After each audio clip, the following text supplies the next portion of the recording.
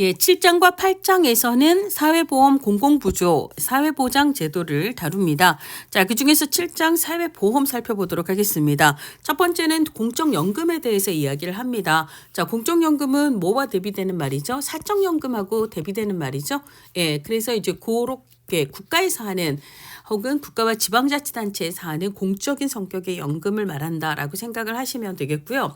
그리고 이제 우리나라의 대표적인 공적연금은 사회보험 방식도 있고 공공부조 방식도 있는데, 자, 공공부조 방식은 우리가 국민의 kin, 장기 해서 장애인연금하고 기초연금은 공공부조예요. 그러니까 얘네들은 보험료를 걷는 방식이 아니라 국가의 세금으로 저소득을 선별해서 지원하는 연금제도가 됩니다. 근데 이제 미리미리 보험료를 걷어서 보험 가입자들이 에게 이제 연금을 지급하는 형태를 사회보험 방식이라고 볼 수가 있는데, 가장 대표적인 4대 공적연금은 공무원연금, 군인연금, 사학연금 그리고 국민연금이 되는 거죠.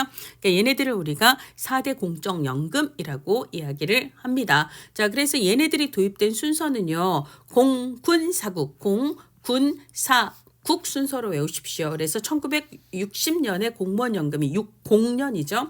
그 다음에 육해군 3군 생각하세요. 63년에 국민연금이, 그 다음에 사학연금은 73년도에 법이 제정이 돼서 74년도부터 시행이 됐고요. 그 다음에 국민연금은 86년도에 법이 제정이 돼서 88년도에 시행이 됐습니다. 공무원연금하고 군인연금은요, 각각 63년에 법 제정이 되고 바로 그 해부터 시행이 됐습니다. 그래서 시행 순서는 공군, 사국, 우리나라의 4대 공적연금 중 가장 먼저 도입된 것은 공무원연금이다라고 생각을 하시면 되겠습니다. 자, 그래서 이제 그 공적연금에 대해서 얘기를 하는데요.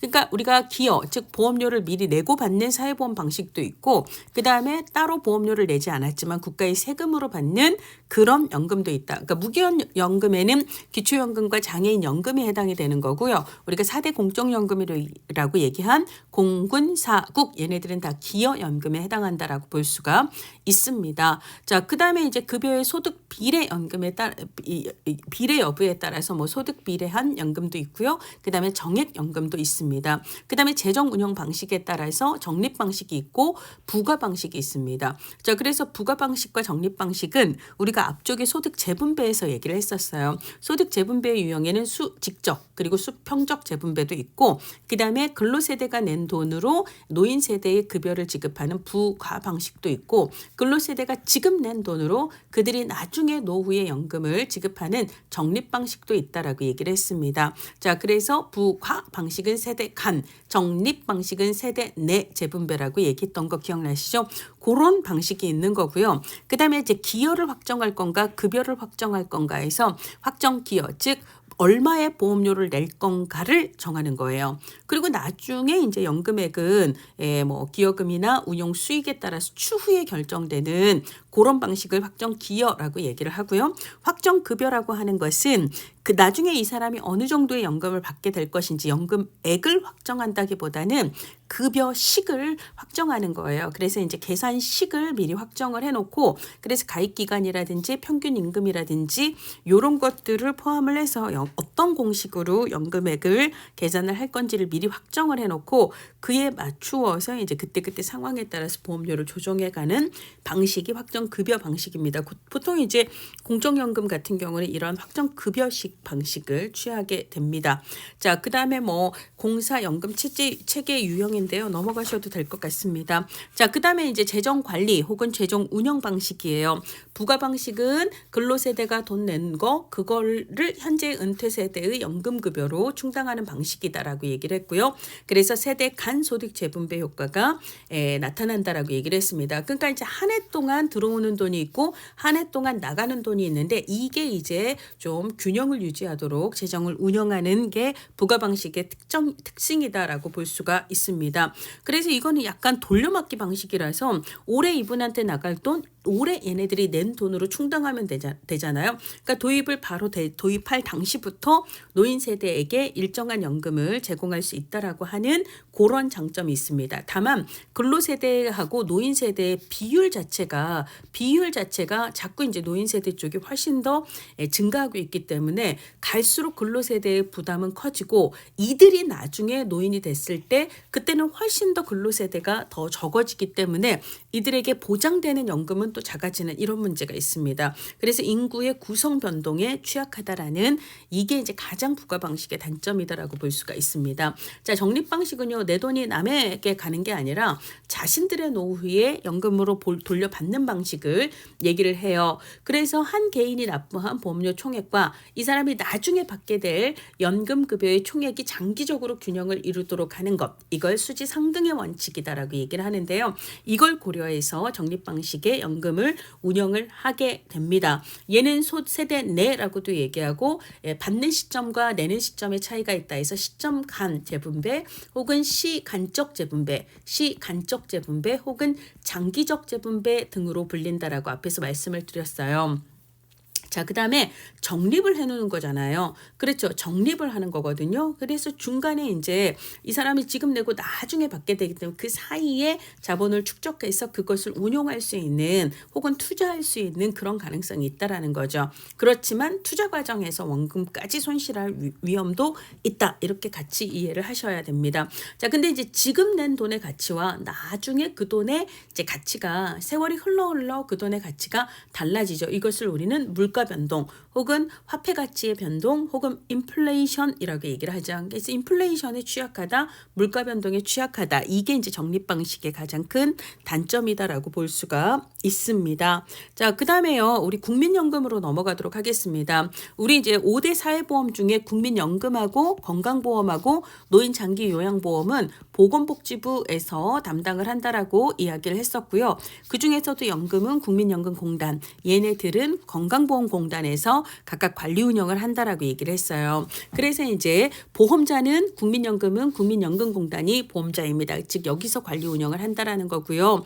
근데 우리가 이제 2011년 1월 1일부터는 5대 사회보험 모두 다 사회보험료 징수 업무는 다 건강보험공단에서 받기로 달라졌어요. 그러니까 이 보험료 징수 업무는 국민연금이든 산재보험이든 고용보험이든 노인장기요양보험이든 건강보험이든 모두 다 건강보험공단에서 담당한다라는 걸 알아야 됩니다. 이 징수 업무는 공단에서 담당한다라고 알아두시고요. 자, 그 다음에 윤호가 우리 반 반장이에요. 윤호 반장 혹은 두윤호 반장 이렇게 외우세요. 금금금금 해서 현금급여를 특징으로 하는데, 자, 유족급여가 있고 유족연금이 있고 노령연금이 있고 반환 일시금이 있고 장애연금이 있습니다. 다 현금급여가 됩니다. 그래서 윤호 반장 이렇게 알아두시고요. 뭐 강제가입은 국민연금뿐만 아니라 뭐 사회보험의 다 기본으로 특징이에요. 그래서 우리가 강제가입식 사회보험이 필요한 이유를 앞에서 시장 실패를 살펴보면서 얘기를 했습니다. 시장 실패의 요인 중에 정보비대칭이 있었고요. 정보비대칭으로 인해서 발생하는 두 가지 문제가 역선택 그리고 도덕적 해이가 있었잖아요. 그러니까 그런 문제를 방지하기 위해서 그러니까 모두 다 가입하도록 하는 강제가입식의 사회보험을 도입했다라고 얘기를 했습니다. 자, 그렇고요. 가입 기간은 가입 기간 얘기하고 있고요. 쭉 중요한 것만 좀 보도록 하겠습니다. 자, 급여 수준의 실질적 가치를 유지하려고 노력하죠. 이게 이제 민간보험보다는 물가 변동을 조금 더 반영을 해서 화폐 가치의 변동에 따라 이제 급여액을 보정하기 위한 장치가 있습니다. 그리고 이거를 이제 연금 슬라이드 제도라고 얘기를 하는데 우리 시험에서는 언급이 된 적은 없습니다. 어쨌거나 민간보험보다 물가 변동 반영을 할 수 있는 장점이 좀 더 있다라고 볼 수가 있고요. 자, 그다음에 저소득층에게 유리하게 설계되어 있습니다. 우리가 앞에서 사회보험과 사회수당의 차이를 얘기를 하면서요. 사회보험도 그다음에 사회수당도 기본적으로는 얘네들은 다 수평적 소득 재분배 효과를 기본으로 하지만 근데 사회보험은 저소득이 더 적은 돈으로 급여를 보장받도록 하거나 자기가 낸 것보다 상대적으로 더 많은 연금을 그러니까 급여를 받도록 하는 저소득층에게 유리한 수직적 재분배 효과들이 도 있다라고 얘기했고요. 우리나라 아동수당 같은 사회수당의 경우에는 그냥 거기에 해당되면 누구나 똑같이 10만 원 이렇게 주기 때문에 저소득층이 1원이라도 득보는 구조가 아니에요.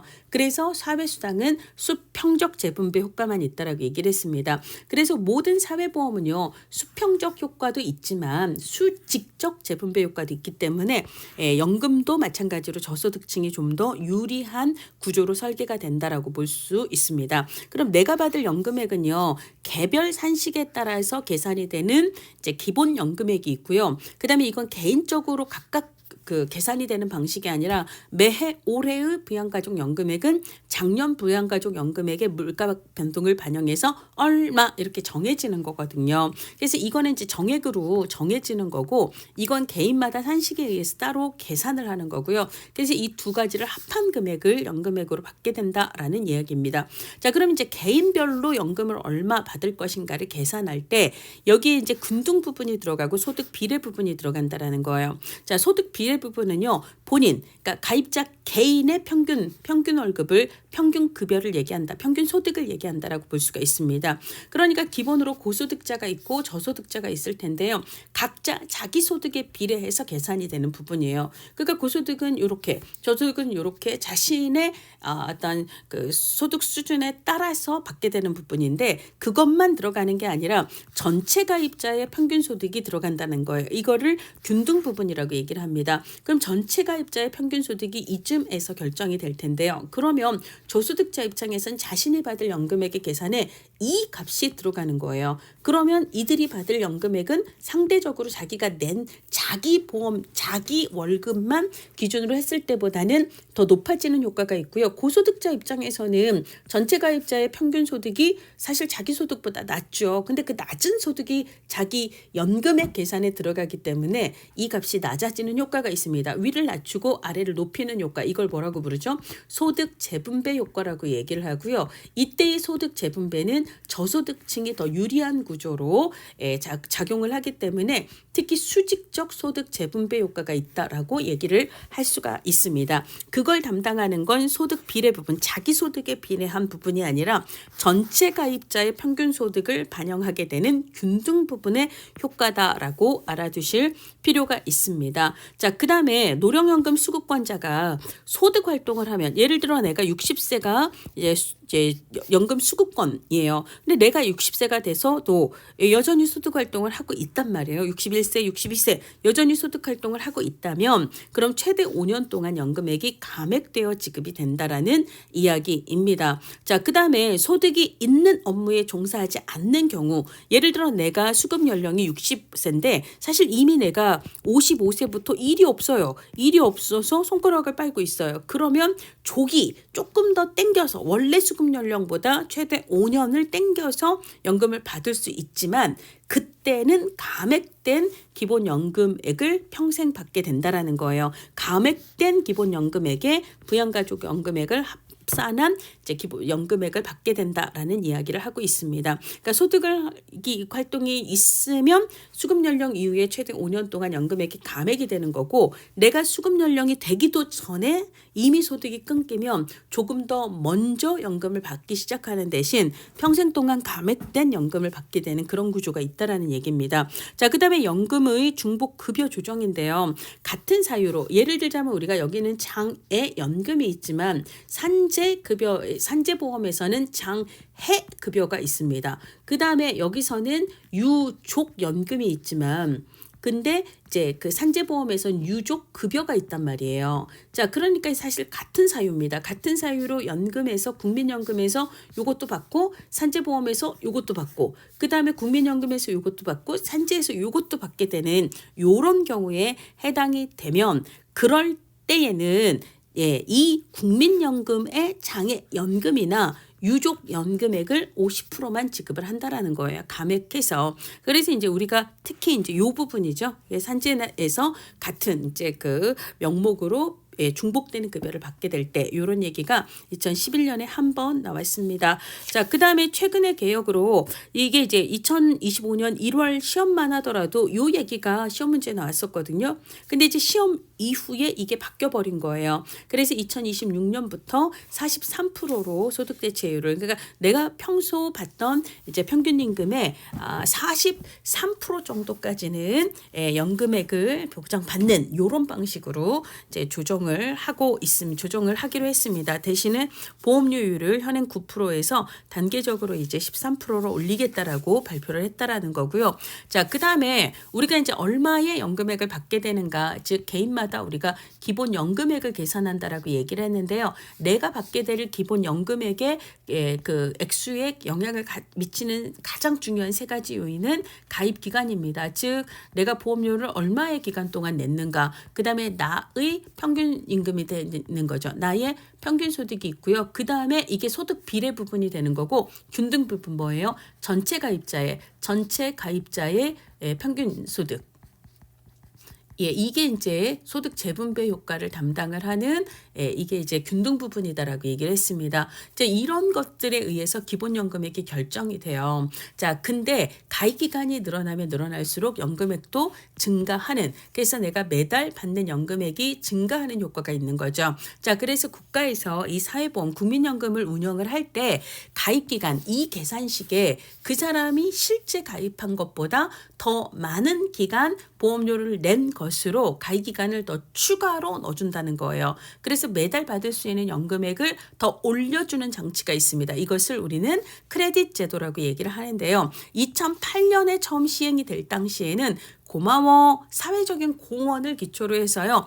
출산 애 낳아줘서 고마워, 군복무 해줘서 고마워, 출산 크레딧과 군복무 크레딧이 이제 시작이 됐고요. 그 다음에 이제 8년 뒤인 2016년도부터는 고마워서라기보다는 필요하니까, 그죠? 지금도 일이 없어서 내가 실업이라 힘든데, 실업이라 내가 지금 연금보험료를 못 내면 나중에 내가 노후가 돼서도 또 힘들까봐 내가 실직기간이라 고용보험에 의해서 구직급여를 받고 있지만 그 기간 동안 내가 그래도 보험료를, 연금보험료는 내고 싶어요. 이럴 때 구직급여를 받는 기간을 최대 1년까지 이제 가입기간에 추가 산입을 할 수 있도록, 대신에 이제 개인이 내야 되는 보험료 부담을 100%가 아니라 한 25% 선으로 줄여주고 나머지를 이제 국가가 이제 기금에서 지원하는 형태로, 그래서 실직 상태이지만 연금보험료는 납부할 수 있도록 하되 부담을 줄여주는 방식의 제도가 있다라는 거죠. 그래서 최근 시험 문제에서는 우리나라에서 가장 최근에 도입된 실업 크레딧이 뭐냐 해서 답이 그러니까 크레딧 제도가 뭐냐 해서 실업 크레딧이 답인 문제가 나오기도 했습니다. 이것도 또 달라졌는데요. 원래는 둘째 자녀부터 출산 크레딧이 적용이 됐거든요. 자, 근데 이제 2026년부터 둘째가 아니라 첫째 자녀부터 크레딧이 적용이 됩니다. 그리고 이제 원래는 상한선이 있었어요. 크레딧의 인정 기간이 최대 이제 50개월, 그 이상을 추가 산입을 할 수 없는 걸로 상한이 있었는데 이것도 폐지됩니다. 2026년 1월부터는 폐지가 되었습니다. 그러니까 50이 넘어가는 그 계산식이 가능하다라는 이야기 있고요. 자, 그다음에 군복무도 우리가 이제 원래는 6개월을 산입을 해주는 거였는데 지금은 이제 12개월, 최대 12개월을 가입 기간에 추가로 산입을 한다라고 변경이 되었습니다. 자, 그다음에 국민연금 보험료 부가체계상의 소득 상한선과 하한선이 있는데요. 자, 기본으로 우리가 이제 엄청 고소득자가 있고 엄청 저소득자가 있잖아요. 그러면 이제 각자 원래 자기 소득의 몇 프로를 보험료로 내게 되는데, 근데 이제 소득이 엄청 많으신 분들은 상한선을 두는 거예요. 그래서 그 사람이 이 상한선 이상의 소득을 갖고 있어도 그 자기 소득의 곱하기 몇 프로 해서 보험료를 내는 게 아니라 이 상한선 수준의 소득의 몇 프로 해서 보험료를 내도록 한다는 거예요. 마찬가지로 엄청 저소득인 분들이 있죠. 근데 이제 그 분의 원래 소득에 이제 곱하기 몇 프로 해서 보험료를 내는 게 아니라 이것도 하한선을 설정을 해서요. 이 하한선보다 낮은 소득이어도 이 하한선 수준의 소득에 곱하기 몇 프로 해서 보험료를 낸다라는 이야기를 하고 있습니다. 자, 이번에는요. 우리 건강보험을 보도록 하겠습니다. 국민건강보험과 노인장기요양보험은 국민건강보험공단에서 관리를 하죠. 그래서 국민건강보험공단이 보험자다라고 볼 수가 있습니다. 근데 이제 국민건강보험에서 이제 그 보험을 관리 운영하는 건 다른 그 공단하고 조금 차이가 있죠. 예를 들자면 다른 거는 연금 같은 경우는 공단에서 보험료 받고 그다음에 이제 공단에서 연금을 지급하는 이런 방식으로 가는 게 국민연금공단과 같은 다른 공단의 업무 방식이잖아요. 그런데 국민건강보험 같은 경우는 보험료는 건강보험공단에서 받지만 실제 급여를 지급하는 건 어디서 지급을 하죠? 요양기관에서. 요양기관이라 하면 우리가 이제 흔히 알고 있는 병원이나 약국 혹은 보건소, 보건지소, 보건진료소 등을 이야기를 합니다. 그래서 이제 그렇게 이제 지정된 요양기관에서 우리에게 급여를 주는 거예요. 그러면 얘네들이 제공한 요양기관이 제공한 급여에 대한 비용을 공단으로부터 받아야 되는데 근데 뭐 달라는 대로 다 줄 수는 없죠. 그래서 이제 요양기관의 급여가 적정했는지 요양기관의 그 요양급여 비용이 적정한지를 심사하기 위해서 건강보험 심사평가원을 두고 이 심사평가원의 이제 적정성 평가를 거친 후 공단에서 요양기관에 비용을 지급하는 이런 형태로 운영이 되고 있습니다. 자, 그러면 요양기관에서 제공한 의료 서비스에 대한 비용을 그렇죠. 얼마를 비용을 어떻게 계산을 할 것인가 이 지불 방식을 의료 수가제라고 얘기를 하는데요. 우리나라 이제 건강보험공단에서는 행위별 수가제를 기본으로 하고 포괄 수가제를 일부 병행을 하고 있습니다. 행위별 수가제라 함은 진료 행위 하나하나에 가격을 붙여요. 그래서 예를 들어 A라는 환자를 만나서 의사가 진료 행위를 이것도 하고 이것도 하고 이것도 하고 이것도 하고 이것도 했다면 얘는 얼마, 얘도 얼마, 얘도 얼마, 얘도 얼마, 얘도 얼마 해서 그래서 얼마 이런 식으로 의료비가 책정이 되는 방식을 행위별 수가제라고 이야기를 합니다. 그래서 단점은 기본으로 이제 환자 한 명을 만났을 때 의료 행위를 하면 많이 할수록 이 돈이 커지는 구조이기 때문에 불필요한 과잉 진료를 유도하게 될 위험이 있다라는 거예요. 그러면 그 과잉 진료한 만큼 공단도 비용을 줘야 되는 거지만 우리도 본인 부담금을 내야 되잖아요. 그러니까 이게 이제 결국은 공단과 이제 그 수급권자들의 비용 부담을 유도할 수 있다라고 이야기를 할 수가 있습니다. 이제 그런 같은 얘기들을 이렇게도 표현하고 이렇게도 표현하고 이렇게도 표현하고 있습니다. 자, 근데 어쨌거나 의료진의 진료 행위에 대한 자율성은 확보된다. 좋게 얘기하면 뭐 그렇게 얘기할 수도 있겠죠. 자, 근데 이제 포괄수가제는 기본으로 행위별 수가제가 갖는 단점을 시정하기 위해서요. 지나친 과잉 진료로 인해서 진료비가 상승하는 것을 억제할 수 있는 효과를 내기 위해서 포괄수가제를 일부 병행을 하고 있습니다. 그래서 질병 범주별로 구분을 해서 고정급여를 금액을 보수로 지별을 하는 거예요. 그래서 A라는 환자에 대해서 뭐 편도선 수술을 했다. 그러면 뭐 그 수술을 이렇게 하든 저렇게 하든 어차피 요양기관이 받는 돈은 일정하게 정해져 있는 거예요. 이렇게 되는 경우는 내가 뭐 이것저것 다 해도 이 돈 받고 이것만 해도 저거 받고 이거 받고 이러니까 진료하는 의료기관 입장에선 사실 불필요한 과잉 진료를 할 필요가 없게 됩니다. 왜냐하면 과잉 진료가 나한테 돈으로 돌아오는 구조는 아니기 때문에 어차피 고정 비용을 받는 거기 때문에 그러다 보니까 과잉 진료를 예방하는 그런 효과는 있지요. 그리고 이걸 하나하나 계산을 하려면 이게 다 적정한지를 하나하나 계산하려면 좀 복잡한데요.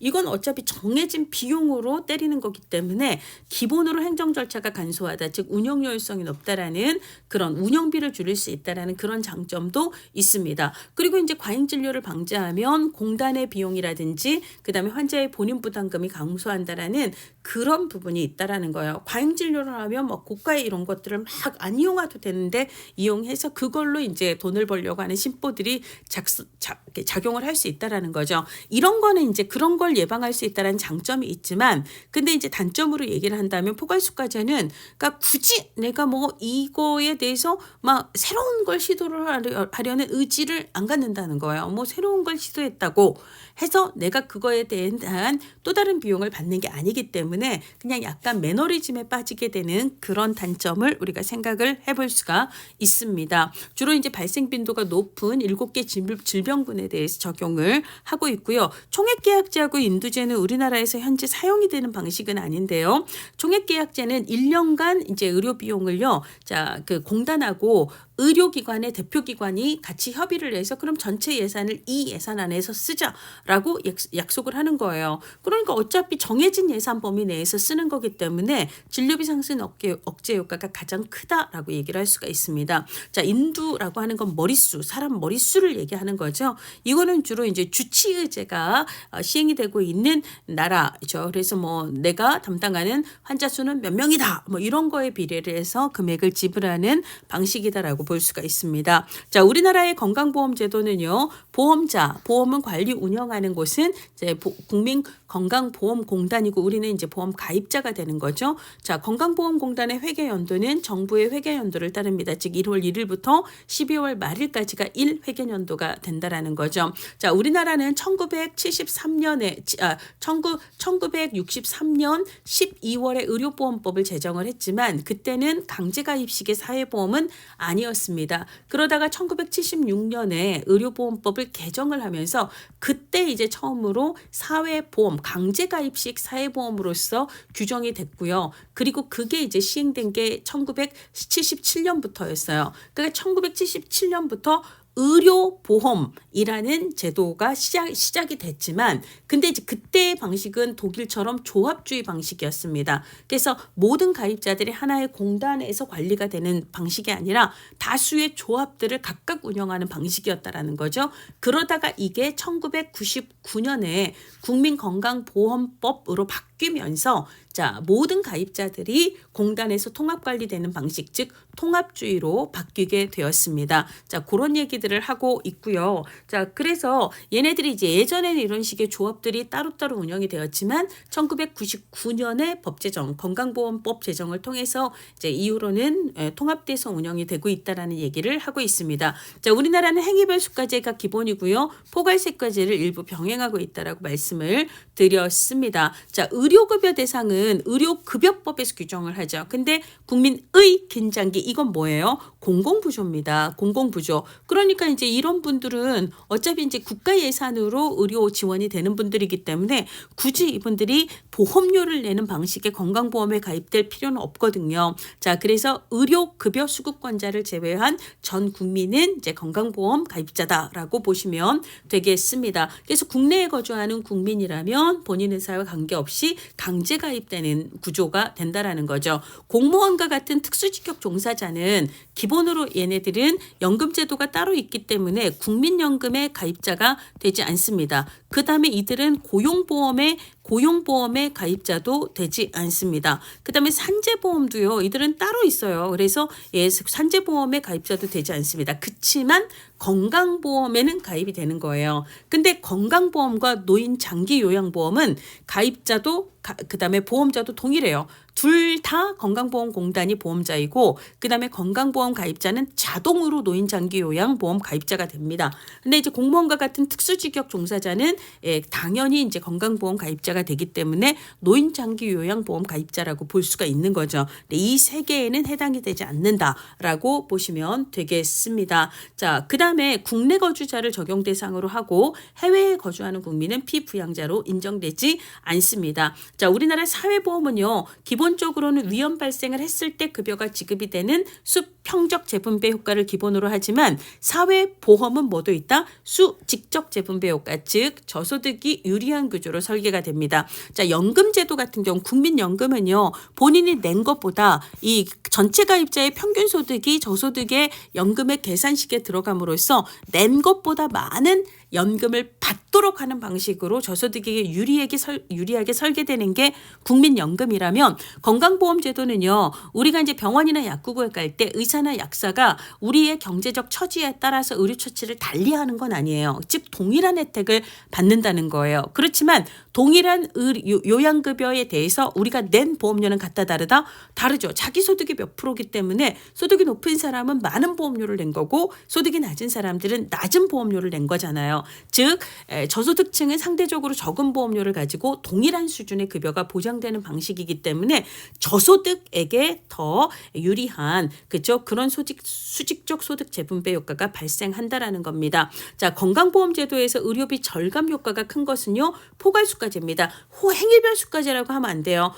행위별 수가제는 의료행위를 하면 할수록 돈이 되는 구조이기 때문에 불필요한 의료를 조장하는 단점이 있어요. 그러니까 공단과 본인 부담금을 더 늘리는 방식으로 작동이 되기 때문에 행위별 수가제가 들어가지 않습니다. 오히려 포괄수가제는 어차피 그 진료에 대해서는 정해진 비용을 주기 때문에 쓸데없이 뻥 튀기는 짓을 할 수도 없고 하지도 않게 되는 그런 절감 효과가 있습니다. 자, 그 다음에 건강보험급여에는 심사평가제도가 있다라고 얘기했어요. 그래서 기본적으로 우리가 이제 공단에서 그리고 요양기관에서 우리에게 급여를 제공하면 얘네들이 달라는 돈을 그대로 공단에서 주는 게 아니라 기본으로 심사평가원의 심사를 거친 후 적정성을 이제 거친 후 그 돈을 공단에서 주는 구조예요. 그러니까 이 구조가 없다면 요양기관이 달라는 대로 다 줘야 되기 때문에 비용 절감이 아니라 비용이 뻥튀기 되는 효과가 있겠지만 적정성을 심사하는 구조를 둠으로써 비용 절감 효과를 낼 수가 있다라는 겁니다. 자, 그 다음에 본인 일부 부담금이 있습니다. 그렇죠? 그래서 만약에 이게 완전히 공짜라면 룰루랄라 거의 뭐 매일 그 병원에서 약국에서 살듯이 할 수도 있어요. 그렇지만 내 돈도 들어가기 때문에 적정한 수준에서의 의료를 사용하기 위해서 자제하는 그런 장치가 될 수 있다라는 얘기입니다. 자, 가입자는요. 직장 가입자하고 지역 가입자로 구분이 됩니다. 자, 그다음에 보험료의 산정 방식은 직장 지역 가입자가 서로 다릅니다. 그래서 이제 요거는 여러분들이 쭉 읽어보시면 되겠고요. 자, 그다음에 보험료 부담이에요. 직장 가입자는요. 노사가 반반씩을 부담하는 구조가 되는 거고요. 그다음에 이제 지역 가입자는 본인이 이제 100% 부담한다라고 보시면 되겠습니다. 자, 근데 이제 직장 가입자가 사립학교 교원입니다. 직원 아니에요. 교원이에요. 교원이 있고 직원이 있잖아요. 직장 가입자가 사립학교 교원인 경우에는 교원이 반 내고요.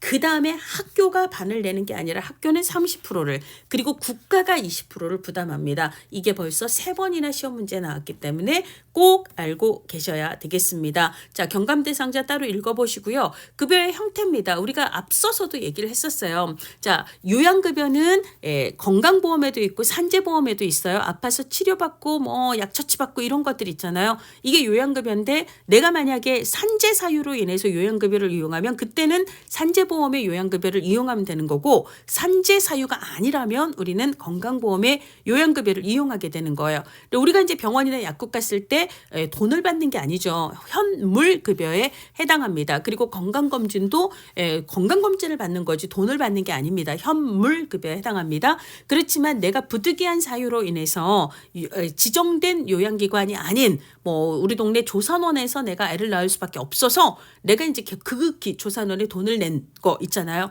부득이한 사유가 인정이 되면 공단에서 그 수급권자에게 돈을 줄 수도 있다. 이걸 요양비라고 얘기를 하고요. 장애인 보조기구는 각자 사고 공단이 돈을 주는 구조라고 얘기를 했습니다. 자, 그 다음에 상병수당이 있는데요. 상병수당은 아직은 정식 제도는 아니고요. 우리가 코로나를 거치면서 상병수당 도입이 필요해라는 논의가 굉장히 많이 활발히 일어나면서 2022년부터 상병수당 시범사업 제도를 시행하고 있는 중입니다. 상병수당은요. 우리가 아파서 치료를 받는 건 요양급여가 담당을 하는데 내가 이제 아파서 이렇게 치료를 입원을 해 있는 동안 일을 못하면 소득이 결핍이 되잖아요. 이 소득을 지원하는 그러니까 내가 아픈 기간 동안 근로를 하지 못해서 소득이 감소되는 부분 있죠. 이것을 보존해주는 장치이기 때문에 상병수당은 돈을 주는 제도입니다. 즉 현금급여에 해당합니다. 근데 뭐 예를 들어 우리가 장애수당, 아동수당, 장애아동수당, 상병수당, 뭐 구직촉진수당, 그 다음에 취업촉진수당, 수당 들어가는 게 많아요. 다 돈 주는 거다 현금이다라고 생각을 하시면 되겠고요. 건강보험에서 임신, 출산, 진료비 지원은 바우처 방식으로 국민행복카드 바우처 방식으로 시행이 되고 있습니다. 자, 그 다음에 이제 국민건강보험 요양급여에는 본인 부담금이 있는 거 아시죠? 그렇죠? 본인 부담금이 있고 그다음에 이제 비급여 항목이 있습니다. 이런 거는 급여 처리가 되지 않는 이제 특정의 영역들이 있다라는 거죠. 자, 그다음에 본인 부담 상한 제도가 있습니다. 연간 환자가 부담한 본인 부담액이 이 상한선이 있다라는 거예요. 여기까지는 본인이 부담할 수 있지만 근데 이제 그걸 초과해서 그럼 이미 내가 병원에 상한선을 초과한 비용을 냈어요. 그럼 사실 상한선이 여기까지면 내가 초과한 부분에 대해서는 공단에서 당사자한테 돌려주고 그러면 이 부분에 대한 의료비는 어떻게 처리한다? 공단이 부담하는 거로 처리하는 거예요. 그래서 이제 가입자에게 초과한 본인 부담금을 공단이 돌려주는 제도가 있다라는 이야기입니다. 자, 그다음에 상병수당은 아까 얘기했어요. 건강보험법에서 규정을 하고 있고 얘는 소득을 현금으로 보전하는 급여고 얘는 시범사업으로 운영이 되고 있고 아직 정식제도는 아니다라고 얘기를 하고 있습니다. 건강보험에서는요. 부가적으로 임신, 출산, 진료비, 그다음에 장제비, 상병수당 등의 급여를 실시할 수 있다. 즉 강제 규정이 강행 규정이 아니라 임의 규정할 수도 있고 안 할 수도 있다라고 규정을 하고 있는데 근데 이제 임신 출산 진료비 지원은 얘는 바우처 방식으로 시행을 하고 있고 얘는 규정은 하고 있지만 시행을 하고 있지 않고 얘는 시행을 하려고 지금 시범 사업 중이고 요렇게 구분을 하시면 되겠습니다. 자, 그다음에요.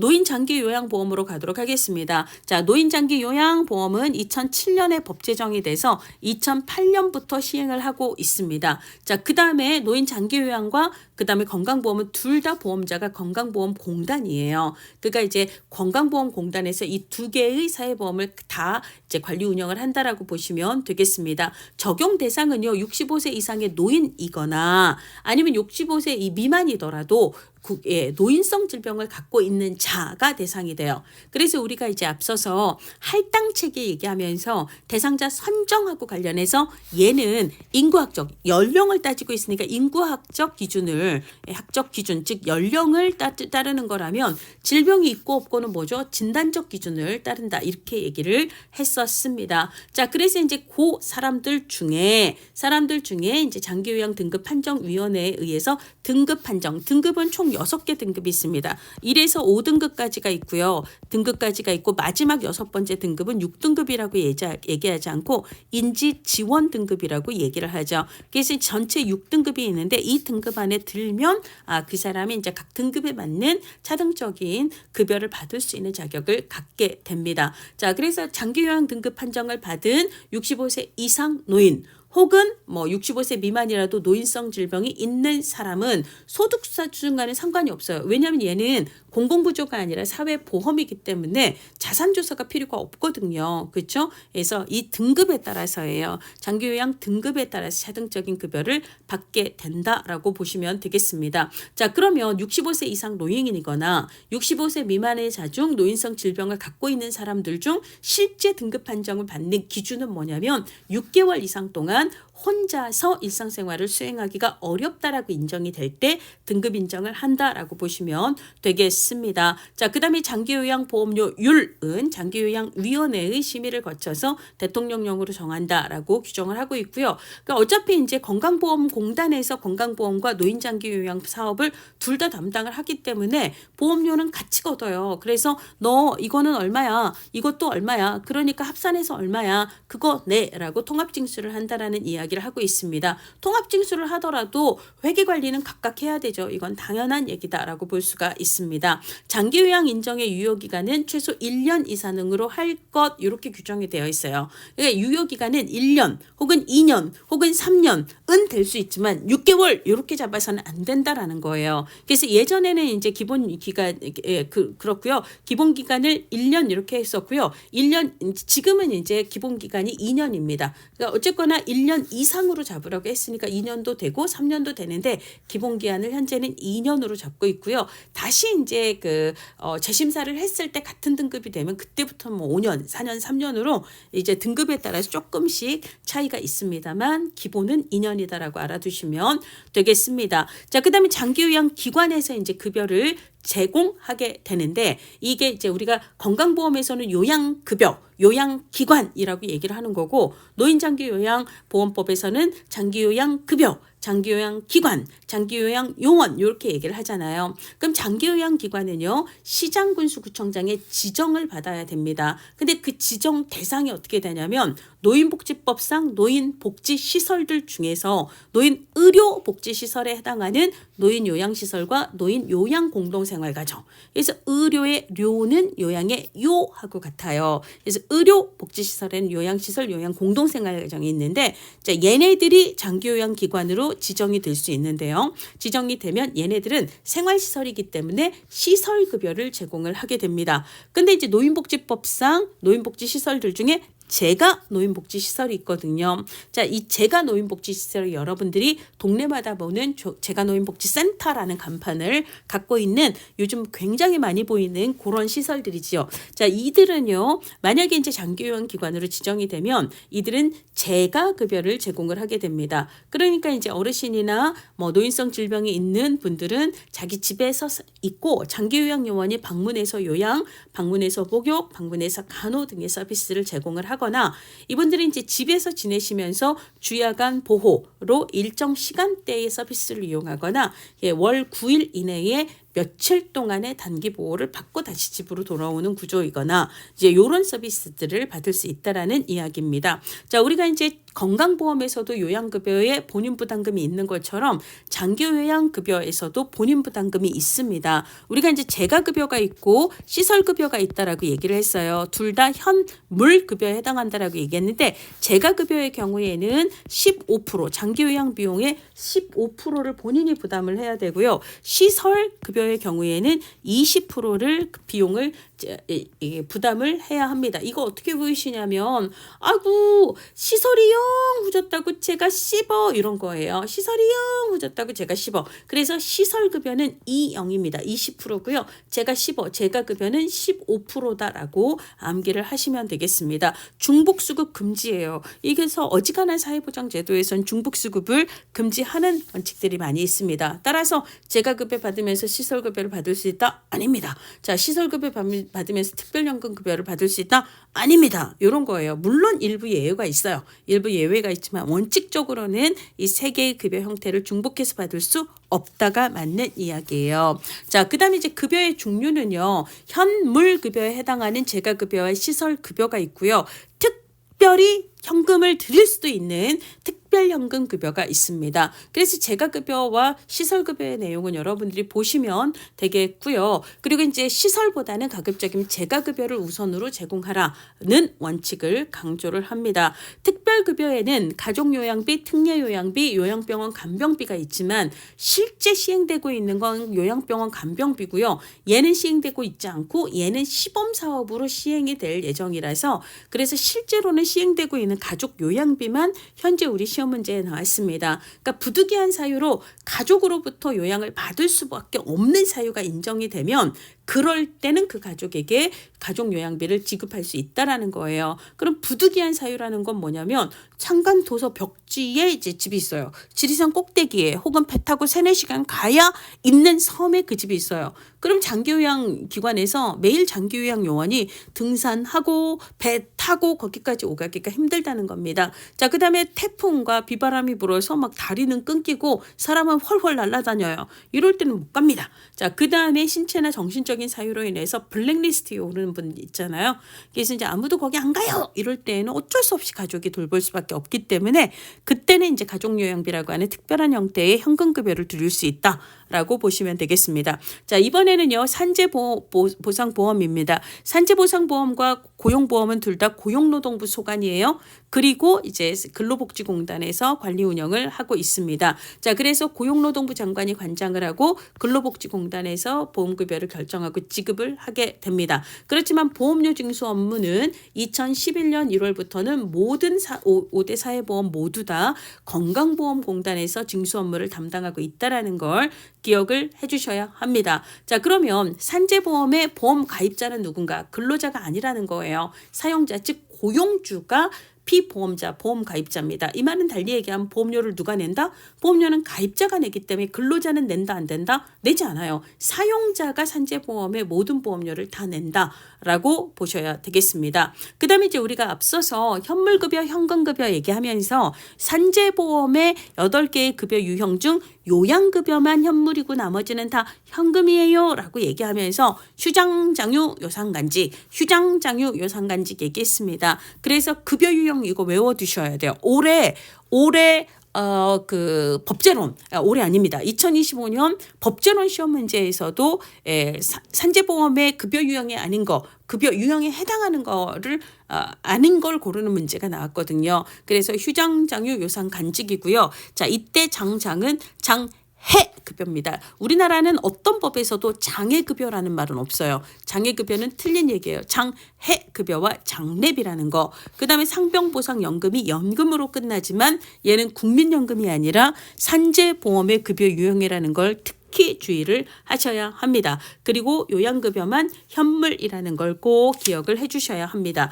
자, 그 다음에 이제 적용 범위는 근로자를 사용하는 모든 사업과 사업장에 적용이 되는 거고요. 자, 그 다음에 적용 제외 사업은요. 아까 공무원이라든지 군인 혹은 사립학교 교직원 등 있잖아요. 특수직업군은 아까 건강보험과 노인장기 요양보험에만 가입이 되는 거, 해당이 되는 거고 국민연금 아님, 산재보험 아님, 고용보험 아님이라고 얘기를 했습니다. 그거 알아두셔야 되겠습니다. 자, 그 다음에 이제 기본 원칙입니다. 업무와 재회 사이에 인과관계가 인정되어야 보상을 받을 수 있고요. 근로자의 고의, 자의행위, 자해행위 혹은 범죄행위 또는 그것이 원인이 되어 발생한 부상, 질병, 장애 또는 사망은 업무상의 재해다 아니다라고 알아두셔야 돼요. 그 다음에 이제 무과실 책임주의 원칙에 입각을 합니다. 그러니까 그 원인이 산재사고의 원인이 사용자 즉 고용주 잘못이 아니더라도 그 사업장에서 발생한 산재사고에 대한 책임은 누구에게 있다?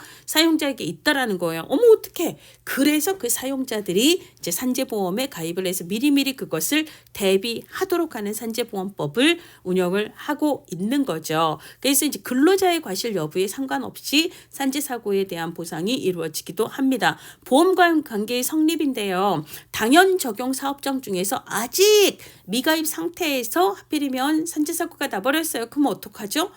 그럴 때에도 산재보험에 의한 보상을 받을 수가 있습니다. 산업재해를 입은 근로자는 사용자가 보험관계 성립신고를 하지 않았더라도 실제로 고용관계가 존재하고 업무상 재해가 발생하면 신고 여부와 무관하게 보험급여를 받을 수가 있습니다. 자, 업무상의 재해 인정 기준인데요. 이게 정책론하고 법제론 모두에서 시험 문제에 많이 나와요. 그러니까 이제 제일 많이 나오는 건 아까 이제 그 산재보험의 급여 유형, 휴장장유 요상간직 이게 1등이라면 얘가 2등이다라고 생각을 하셔야 합니다. 업무상의 재해 인정 기준은 업무상의 사유에 따른 근로자의 부상, 질병, 장애 또는 사망을 말하게 됩니다. 자, 그래서 이제 업무상의 사고 이게 특히 조금 많이 나오는 편인데요. 근로자가 근로계약에 따른 업무나 그에 따른 행위를 하던 중 발생한 사고 이게 가장 기본이죠. 근데 이제 사업주가 제공하는 시설물 등을 이용하던 중에 그러니까 그 시설물의 관리 결함으로 인해서 발생한 사고,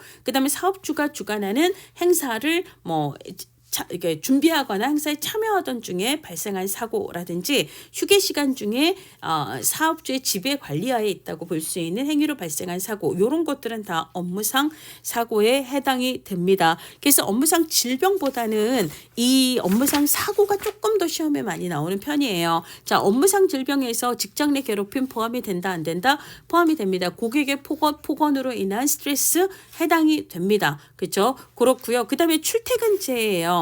사업주가 제공한 교통수단이나 그에 준하는 교통수단을 이용하다가 혹은 그 밖의 통상적 경로와 방법으로 출퇴근하다가 사고가 발생을 했을 때에는 얘는 출퇴근제에 해당합니다. 근데 이제 통상적인 경로와 방법으로 출퇴근하지 않았다면 그래서 발생한 사고의 경우에는 해당이 되지 않는다라고 볼 수가 있습니다. 자, 보험료는 누가? 가입자가 납부하는 거예요. 근데 산재보험의 가입자는 누구다? 사업장의 사용자, 즉 고용주이기 때문에 사용자가 보험료를 전부 부담하지 근로자는 부담하지 않습니다. 물론 혜택을 받는 건 산재사고를 입은 근로자나 혹은 근로자가 사망했을 때 유족급여가 이제 유족들이 그러니까 가족들이 그 급여 혜택을 받는 거지만 근로자나 가족들은 보험료를 내지 않는 구조가 되는 거죠. 근데 이제 이게 사업장 단위로 보험이 가입이 되는 거니까 개별 근로자의 근로소득을 기준으로 이제 그 보험료율이 책정이 되는 게 아니라 이 사업장의 임금 총액, 보수 총액의 몇 프로 이 여기에다가 이제 그 산재 보험료율, 산업재해 보상 보험의 보험료 율을 보험료율을 이제 몇 프로를 곱해서 이제 보험료를 책정을 하게 됩니다. 근데 이 보험료율이 다른 보험의 경우에는 일정하거든요. 근데 산재보험은 서로 다르다라는 거예요. 업종별로 서로 상이한 보험료율을 1차적으로 적용을 합니다. 그러니까 이제 산재사고 가능성이 높으면 그 업종은 더 높은 퍼센트가 부여가 되는 거고요. 그거보다 낮으면 좀 낮은 보험료율이 적용이 되는 거죠. 근데 이게 1차적인 거고 그다음에 두 번째로 그다음에 이제 같은 업종 내에서도 개별 사업장마다 최근 3년 동안의 산재 실적이 높으면 얘는 보험료율이 올라가는 거고요. 그렇지 않으면 낮아지는 구조로 업종별 그리고 개별 사업장별로 차이가 있다라는 거예요. 그다음에 이제 계산보험료와 확정보험료로 구성이 된다. 요거 읽어보시면 충분히 알 수 있는 내용이니까 읽어보시기 바랍니다. 자, 사회복지정책론에 출제된 산재보험의 급여 유형인데요. 자, 휴업급여는 내가 업무상 사유로 부상을 당해서 질병이 걸린 근로자가 요양기간 동안 취업을 하지 못해서 소득활동을 하지 못하니까 뭘 준다? 돈을 주는 거예요. 1인당 지급액은 1일당 지급액은 평균 임금의 한 70% 정도의 금액을 지급을 하게 됩니다. 근데 내가 예를 들자면 3일 이내로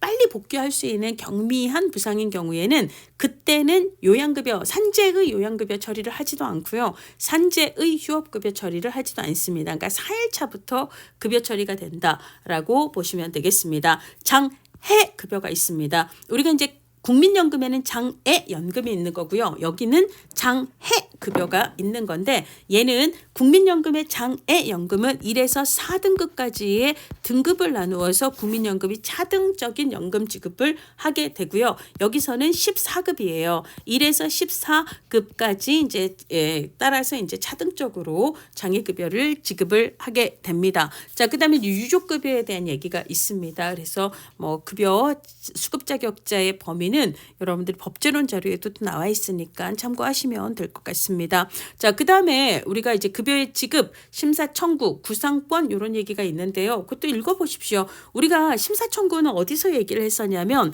맨 앞에 이제 우리가 이거 법제론에서 얘기를 합니다. 법제론에서 권리구제에 대해서 얘기를 하는데 우리가 이제 5대 사회보험 중에서도 건강보험의 경우에는 얘는 심사 청구라는 말을 쓰지 않고 이의신청이라고 얘기를 하고 나머지 4개의 법은 다 심사 청구라고 이야기를 해요. 그래서 이제 예를 들자면 보험급여의 결정에 대해서 나는 이거 인정할 수 없어. 이럴 때는 소속기관을 거쳐서 근로복지공단에 심사 청구를 할 수 있다라는 이야기를 하고 있습니다. 자, 그다음에 구상권 청구를 할 수 있다라는 거예요. 제3자에 대한 구상권은 제 책임이 있는 자는 제3자의 책임 면탈 방지 및 보험 재정 건정성 확보를 위한 거다. 그래서 예를 들자면 이거 하면 안 된다.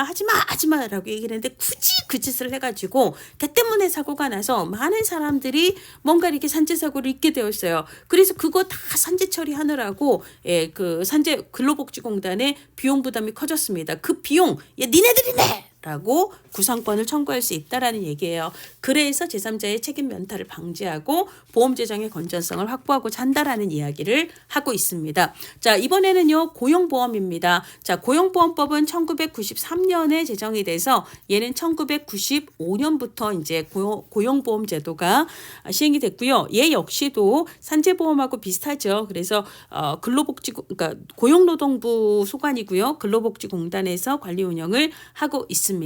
자, 개요를 보시면 실업의 인정이란 근로능력도 있고 근로의사도 있는데 적극적으로 구직 노력을 했는데 근데 취업하지 못하는 게 이제 실업인 거잖아요. 그래서 이제 실업의 인정을 받으려면 적어도 근로 의지와 능력을 가지고 적극 구직 노력을 했음을 인정받아야 합니다. 자, 기본으로 보험료는 부과하는 건 근로복지공단이지만 징수 업무는 건강보험이 맡고 있다라고 계속해서 말씀을 드렸습니다. 산재와 마찬가지로 근로자를 사용하는 모든 사업 또는 사업장이 적용이 되는 거고요. 우리가 이제 앞서도 얘기를 했던 것처럼 특수직격군은 고용보험에도 산재보험에도 이제 해당 사항이 없습니다. 보험 가입자는 사업주만이 아니라 근로자도 포함이 됩니다. 그래서 근로자도 이제 산재하고 다르게 보험료를 낸다라는 이야기죠.